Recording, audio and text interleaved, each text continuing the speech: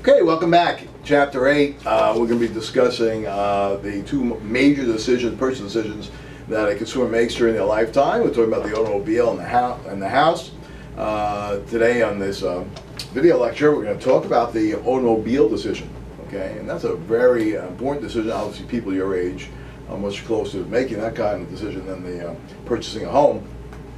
And when you're talking about an automobile, obviously, it's very important to differentiate want from need, because you have an industry that's hell-bent on trying to make a very emotional plea to you, because basically they want to play to your insecurities and say that basically this is a way that you can become more attractive out there, is to purchase the right vehicle to make you what we think the more expensive vehicle that's going to make you a better person, a more attractive person out there. So you're going to have to basically really drill down, do your homework, differentiate want from need, understanding that a car is basically a place to go from point A to point B, right?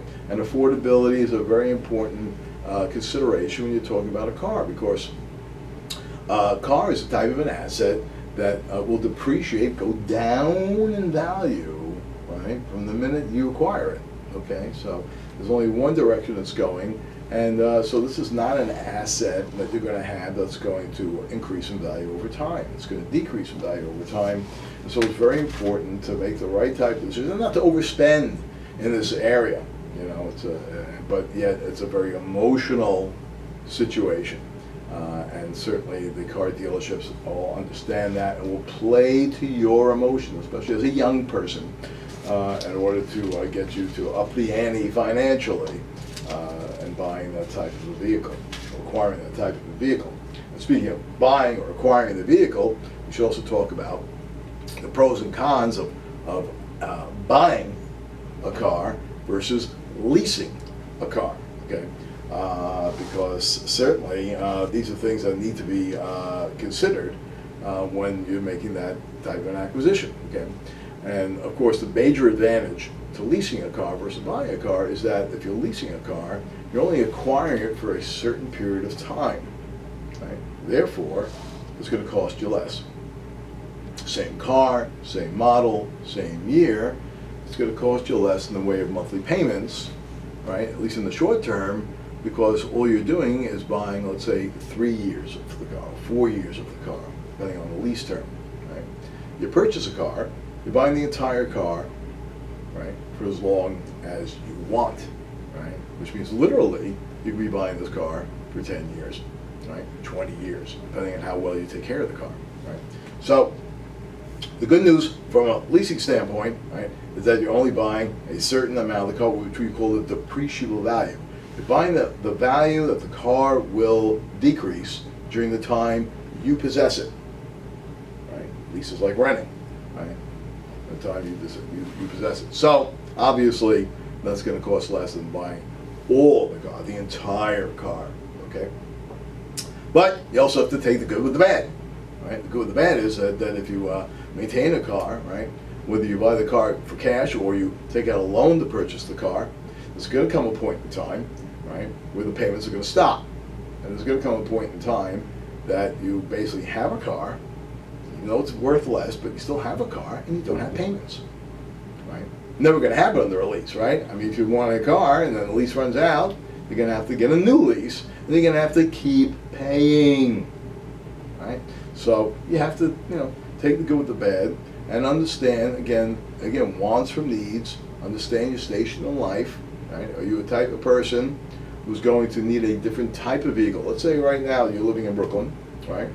And basically, parking space is only this big, and you're living on your own, and you need a car for whatever reason, but you need a car that basically can fit into these parking spots that would be available, right? But let's say in a few years' time you're going to move out to Kansas, and you're going to have a family and kids, and you're going to have basically a need to have a minivan or something like that, all right, then maybe it wouldn't make sense to purchase that small car now, right, because you only need it for a limited period of time, and then you're going to have to get another car anyway, right, as opposed to a situation where a person says, this is the car I'm going to be driving for the indefinite future, and basically I'm going to drive that car into the ground. Then over the long term, buying is going to probably work out to be less expensive than constantly leasing and constantly being in a payment.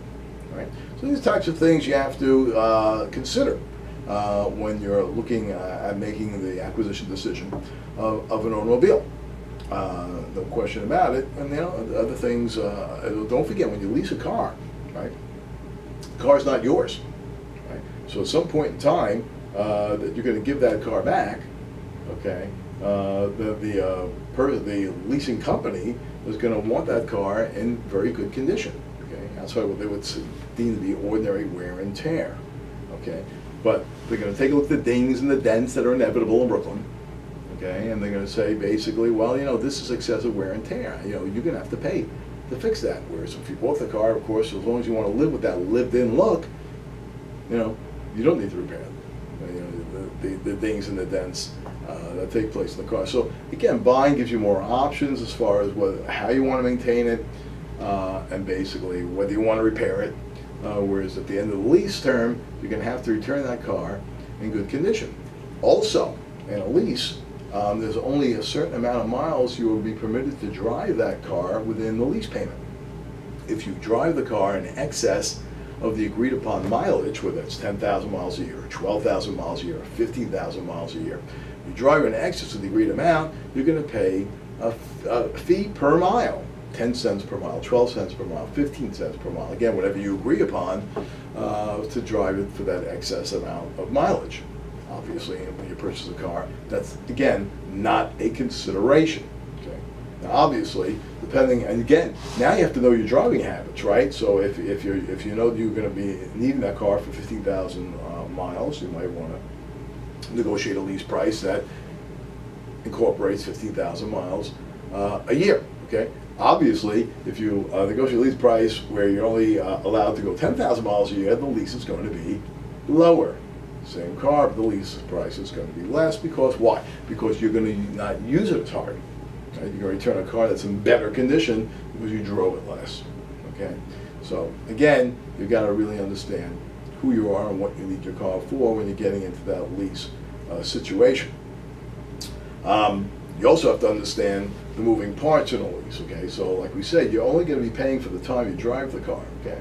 What about the value of the car after you return it? That's what's known as residual value. Okay. And certainly you want to make sure that you can get that residual value to be as high as possible, because that's the part of the car you don't pay for. Right? So the car is broken up into two pieces: the depreciable value, which you do pay for, and the residual value that you won't pay for. You have to do your homework to make sure that the car that you acquire has a higher residual value. Now, these things can be found. You got to do your research, you got to do your homework now, and it's very important. There are a couple of great websites that are discussed in the chapter on page 248, kbb.com, Kelley Blue Book, KBB stands for Kelley Blue Book, or Edmunds.com, EDMUNDS. It gives a lot of information about the car, about how much the dealer paid for the car, and how much the dealer pays for certain other parts of the car, and how much is what they call MSRP, manufacturer's suggested retail price, which is something you never want to pay. I mean, that's full retail value. Okay, but when you know how much the dealer paid for the car, then you realize basically how much you need to pay and give that dealer a profit. Okay, so knowing what the dealer is telling you, you will go in knowing how much they paid for the car. And that's the important thing, is that you negotiate the price so that you aren't duped by a sales pitch. You go in informed, knowledgeable, and certainly you want to avoid all the salesmanship. If they ask you how much do you want to pay, well, you don't go into Macy's, right, to buy a shirt, and they don't ask you how much do you want to pay for the shirt, right? They know the price, they list the price, right? So that's not a fair question. So how much you want to pay is something that you shouldn't have to answer that question. I want to pay as little as humanly possible. That's the answer to that question, right? So you got to be cognizant of that. Now, another reason you might want to lease a car versus buying a car is certainly technological upgrades. Right? Cars are constantly being upgraded technologically. They're running on computers. There's, of course, we think about hybrid vehicles that are running on gasoline, they're running on electricity, things of that nature. So as technology changes more and more rapidly, people would like to get into an upgrade, a newer car on a more frequent basis. That might be a consideration for leasing rather than buying. You know. So there are all kinds of factors that go into making that decision. You have to know yourself, you got to know your needs, you differentiate it from your wants, know what you need to have out of the car, you got to know what your driving habits are like. Are you going to be able to maintain the car correctly so that the car can, because if you buy a car, you want it to last and last and last, so that over the long term it becomes a smart purchase decision. And if you're going to buy the car, consider over on page 249 whether or not you might want to buy a used vehicle versus a new vehicle. Because the car depreciates most significantly in its first year.